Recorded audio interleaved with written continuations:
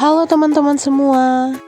Perkenalkan, nama saya Gresya Pagoga dengan NIM 2023 0110444038. Saya dari Program Studi Pendidikan Biologi Universitas Cendrawasih.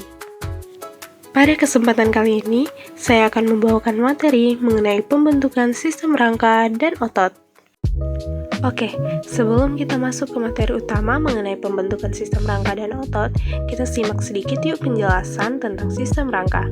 Jadi, sistem rangka ini memiliki fungsi yaitu sebagai rangka bagi tubuh manusia. Fungsi rangka ini terdiri dari tulang dan jaringan ikat, termasuk tulang rawan, tendon, dan ligamen. Tulang ini merupakan jaringan hidup yang dilalui aliran darah. Tulang terus berubah dan berganti bentuk seiring pertumbuhan manusia. Nah, sekarang kita masuk ke dalam materi utama yang akan dibahas mengenai pembentukan sistem rangka dan otot. Yang pertama, kita akan membahas mengenai pembentukan sistem rangka atau skeleton.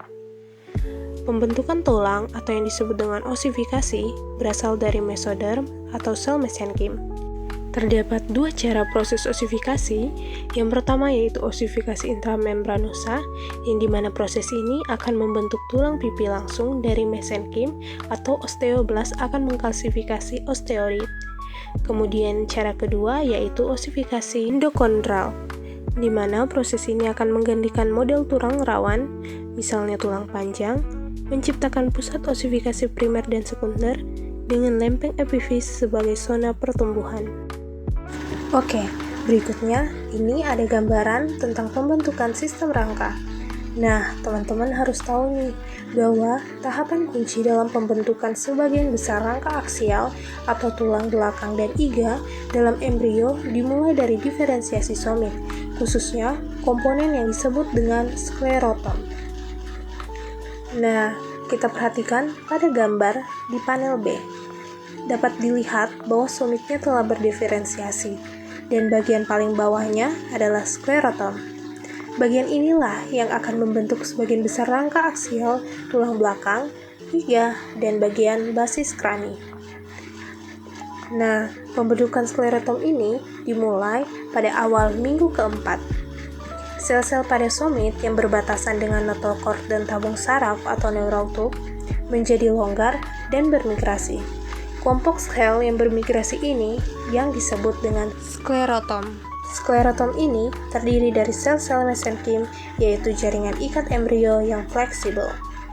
Kemudian, tahapan berikutnya akan terjadi migrasi dan kondensasi sel mesenkim yang akan dimulai pada minggu keempat. Sel-sel mesenkim dari sklerotom akan bermigrasi ke tiga arah utama, mengelilingi notochord untuk membentuk badan tulang belakang atau corpus vertebra, yang kedua mengelilingi tabung saraf untuk membentuk arcus neural atau bagian posterior tulang belakang, dan yang ketiga bermigrasi ke lateral untuk membentuk iga dari somit di daerah toraks. Kemudian tahapan berikutnya yaitu resegmentasi sklerotom atau kunci pembentukan vertebra.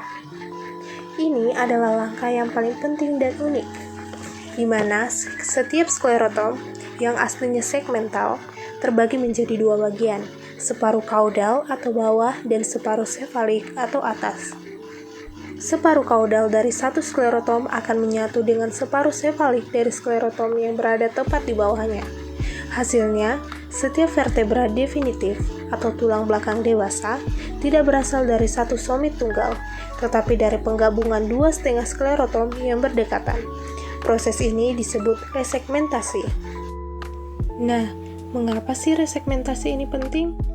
Jadi, resegmentasi ini penting karena hal ini memastikan bahwa otot yang berasal dari myotom yang masih mempertahankan segmentasi aslinya kini menjembatani dua vertebra. Ini memungkinkan otot untuk menggerakkan tulang belakang, bukan hanya menyambungkan segmen yang sama. Tahapan berikutnya yaitu pembentukan diskus intervertebralis, di mana pada tahap ini jaringan mesenkim yang terletak di antara dua sklerotom yang bergabung, sefalik dan kaudal, tidak ikut membentuk vertebra. Sebaliknya, mereka membentuk diskus intervertebralis atau bantalan di antara tulang belakang. Notochord yang sebagian besar akan hilang tetap bertahan dan membesar di daerah diskus, membentuk nukleus pulposus di bagian tengah diskus intervertebralis. Tahapan yang terakhir yaitu osifikasi atau pembentukan tulang.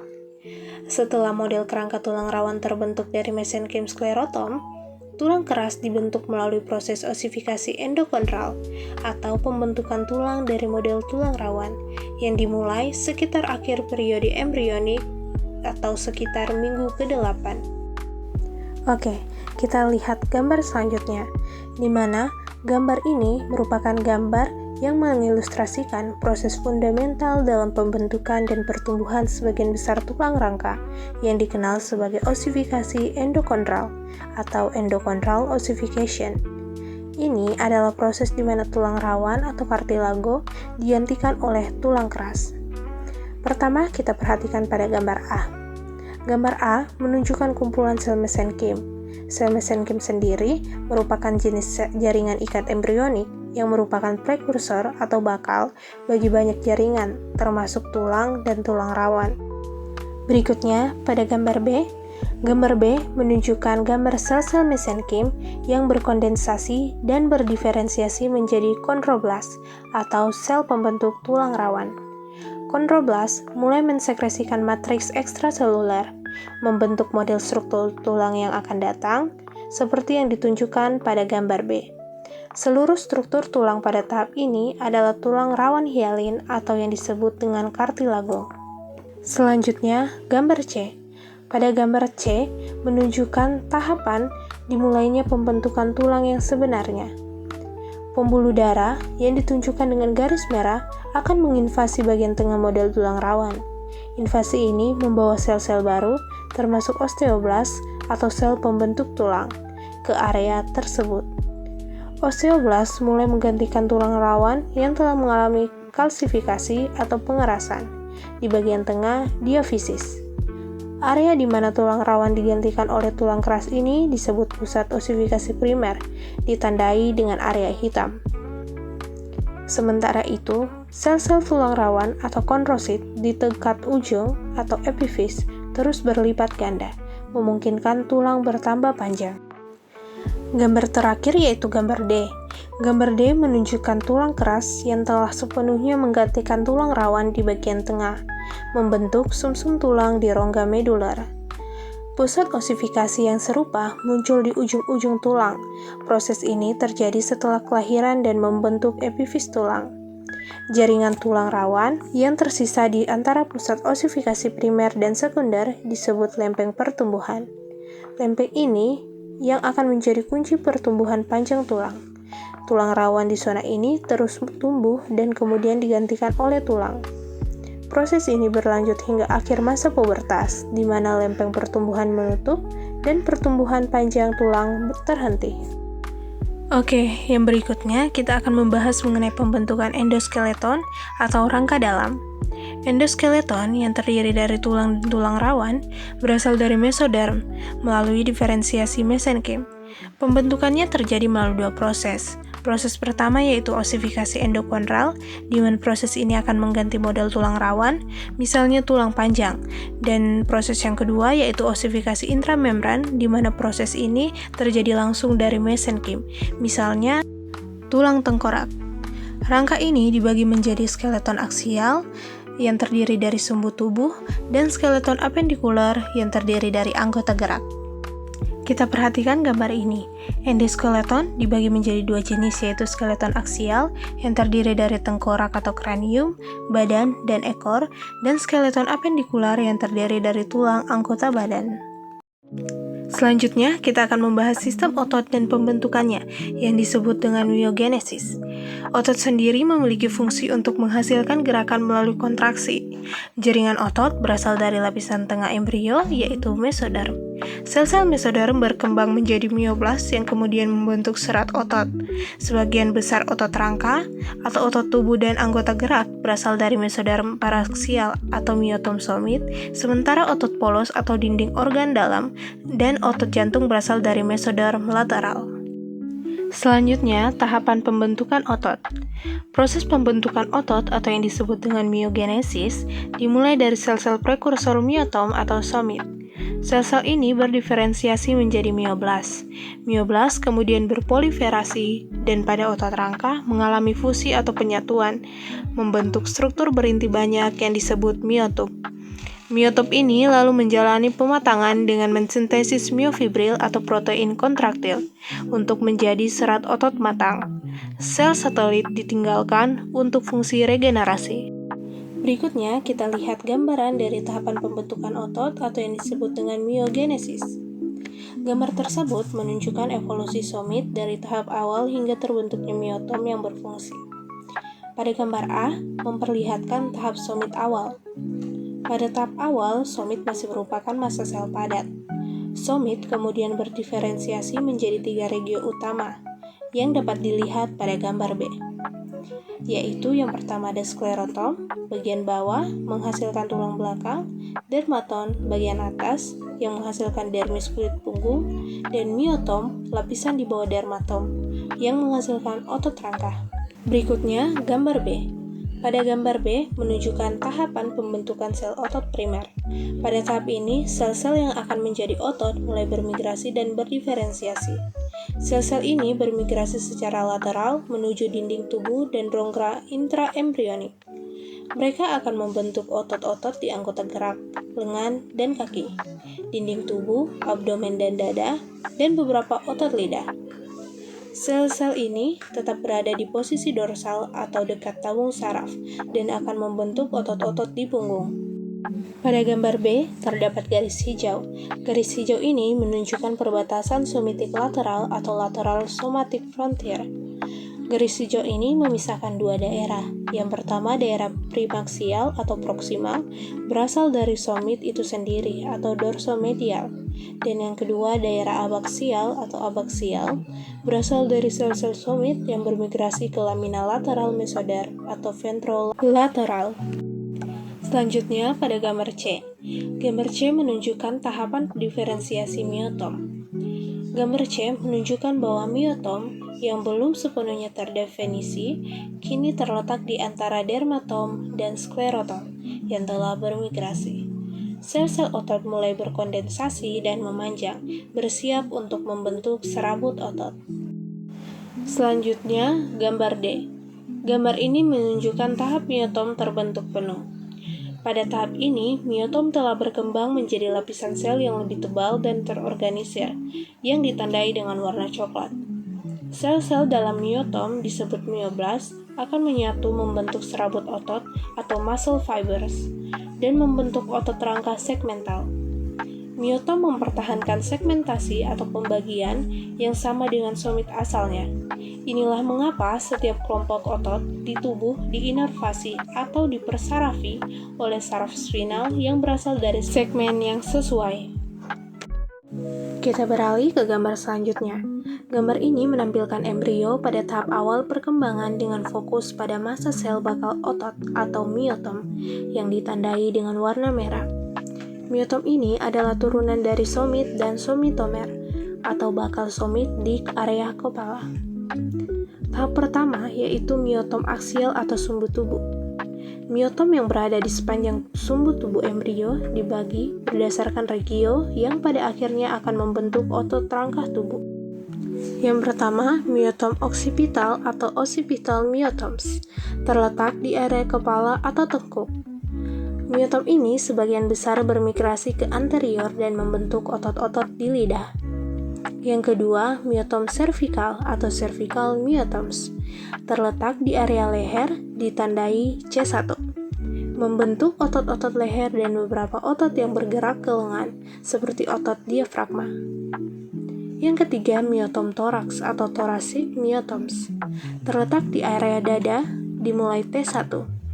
Membentuk otot-otot di dinding dada, otot interkostal di antara iga, dan otot-otot abdomen. Berikutnya, pembentukan otot anggota gerak. Miotom aksial bertanggung jawab atas otot tubuh, namun pembentukan otot anggota gerak atau lengan dan kaki terjadi melalui proses migrasi. Kondensasi mesenkim tunas anggota gerak atau mesenchymal condensation of limb bud. Ini adalah bakal anggota gerak yang sedang tumbuh. Kemudian, aksis anggota gerak atau limb axis entopy epithelial atau epithelial ridge. Struktur ini menentukan arah pertumbuhan anggota gerak. Berikutnya, migrasi sel otot, sel-sel mioblas atau bakal otot yang berasal dari miotom cervical atau untuk lengan dan miotom lumbal atau sakral untuk kaki bermigrasi ke dalam tunas anggota gerak di sekitar kondensasi mesenkim untuk membentuk semua otot lengan dan kaki. Selanjutnya mengenai otot kepala. Otot di area kepala memiliki asal yang berbeda. Yang pertama otot mata atau eye muscles berasal dari somitomer prekordal atau blok mesoderm anterior yang tidak membentuk somit klasik di depan miotom occipital. Otot-otot ini penting untuk menggerakkan bola mata. Berikutnya, otot arcus pharyngeal atau pharyngeal arc muscles berasal dari sel mesenkim yang terkait dengan arcus pharyngeal atau kantung insan pada embrio. Arcus 1 akan membentuk otot-otot pengunyah atau mastication, Arcus 2 membentuk otot-otot ekspresi wajah, dan Arcus 3 dan 4 akan membentuk otot-otot faring dan laring. Kita lihat kembali gambaran lain dari tahapan pembentukan otot. Gambar ini menunjukkan penampang melintang somit atau blok mesoderm paraksial yang akan membentuk otot, tulang belakang, dan dermis di sebelah struktur saraf atau seperti tabung saraf dan notokorda yang disajikan sebagai struktur biru dan hijau di sebelah kanan. Bagian luar somit yang terlibat dalam pembentukan otot dan kulit disebut dermomiotom. Pembentukan otot dipicu oleh sinyal molekular yang berasal dari jaringan di sekitarnya, seperti WNT dari ektoderm atau tabung saraf dorsal dan BMP4 dari mesoderm lateral berinteraksi untuk mengatur nasib sel. Kemudian SHH atau sonic hedgehog dari notokorda atau lempeng lantai juga merupakan sinyal penting. Kemudian juga ada NOWGIN antagonis dari BMP4 disekresikan untuk menghambat sinyal BMP4 memungkinkan terjadinya pembentukan otot. Berikutnya mengenai jalur miogenesis. Sel-sel progenitor otot atau bakal sel otot di dalam dermomiotom mulai mengaktifkan serangkaian faktor transkripsi yang disebut myogenic regulatory factors atau MRFS. Faktor kunci yang terlibat yaitu ada PAX3 atau paired box gene 3 diekspresikan di sel-sel progenitor di dermomiotom. Ini adalah regulator utama yang menjaga sel tetap berada dalam keadaan progenitor otot dan mengatur migrasi mereka, terutama ke area seperti anggota gerak. PAX3 mengaktifkan ekspresi MRFS di bawahnya. MYF5 atau Myogenic Factor 5 dan MYOD atau Myogenic Differentiation 1. Kedua molekul ini adalah MRF penentu sel. Ekspresi MYF5 dan MYOD menandai sel yang telah berkomitmen menjadi jalur otot atau myogenic lineage. Seperti yang ditunjukkan pada gambar, PAX3 dan sinyal lain seperti WNT memicu ekspresi MYF5 dan MYOD. MYOD ditunjukkan dalam sel berwarna oranye cenderung muncul sedikit lebih lambat atau di jalur yang berbeda atau tempat yang berbeda dari MYF5. Sel-sel yang mengekspresikan MYOD dan MYF5 disebut dengan mioblas yang akan berproliferasi atau berkembang biak dan kemudian berdifusi dan berfusi atau bergabung untuk membentuk serat otot multiselular yang disebut miosit atau muscle cells. Oke, mari kita lihat gambar lainnya dari tahapan pembentukan otot. Pada gambar kali ini, gambar ini menjelaskan bagaimana otot-otot yang terbentuk dari somit, khususnya miotom, membagi diri dan bermigrasi untuk membentuk kelompok otot utama pada tubuh. Berikut adalah penjelasan mengenai pembagian otot-otot tersebut. Yang pertama, pembagian miotom. Miotom atau bagian dari somit yang membentuk otot terbagi menjadi dua kelompok utama yang ditunjukkan dalam penampang melintang embrio ini. Pertama yaitu otot epaksial atau epaksial muscles. Lokasinya terletak di bagian dorsal atau punggung dari sumbu tubuh. Asalnya berasal dari bagian medial atau dekat sumbu dari miotom. Fungsinya yaitu kelompok otot ini akan membentuk otot-otot punggung seperti otot erector spinae yang berfungsi untuk memperpanjang dan menstabilkan tulang belakang. Inervasi. Otot-otot ini dipersarafi oleh dorsal primary ramus atau cabang primer dorsal dari saraf spinal. Kemudian yang kedua yaitu otot hipaksial atau hypaxial muscles. Otot ini terletak di bagian ventral atau perut atau sisi dari sumbu tubuh. Berasal dari bagian lateral atau samping dari miotom. Kelompok otot ini sangat beragam dan membentuk beberapa otot. Yang pertama yaitu otot dinding tubuh atau body wall muscles, otot-otot perut dan toraks atau dada, dan otot anggota gerak atau limb muscles, otot-otot ekstremitas atau lengan dan kaki. Otot-otot hipaksial ini dipersarafi oleh ventral primary ramus atau cabang primer ventral dari saraf spinal. Yang kedua, sub pembagian otot hipaksial. Otot hipaksial yang bermigrasi ke anggota gerak kemudian akan membelah lagi menjadi dua massa utama. Yang pertama yaitu extensor muscle of limb, massa otot di sisi posterior atau belakang yang cenderung menjadi otot extensor atau meluruskan pada anggota gerak. Yang kedua, flexor muscle of limb, massa otot di sisi anterior atau depan yang cenderung menjadi otot flexor atau melenturkan pada anggota gerak. Oke, yang terakhir mengenai hubungan sistem rangka dan otot. Sistem rangka dan otot bekerja secara sinergis membentuk sistem gerak. Tulang berfungsi sebagai alat gerak pasif, sedangkan otot berfungsi sebagai alat gerak aktif. Gerakan terjadi karena adanya kontraksi pada otot yang menarik tulang melalui tendon. Baik, jadi kita tadi sudah membahas bersama-sama mengenai materi pembentukan sistem rangka dan otot. Semoga materi yang sudah dibahas tadi dapat bermanfaat bagi teman-teman semuanya ya. Oke, cukup sekian dari saya. Terima kasih dan sampai jumpa teman-teman semuanya.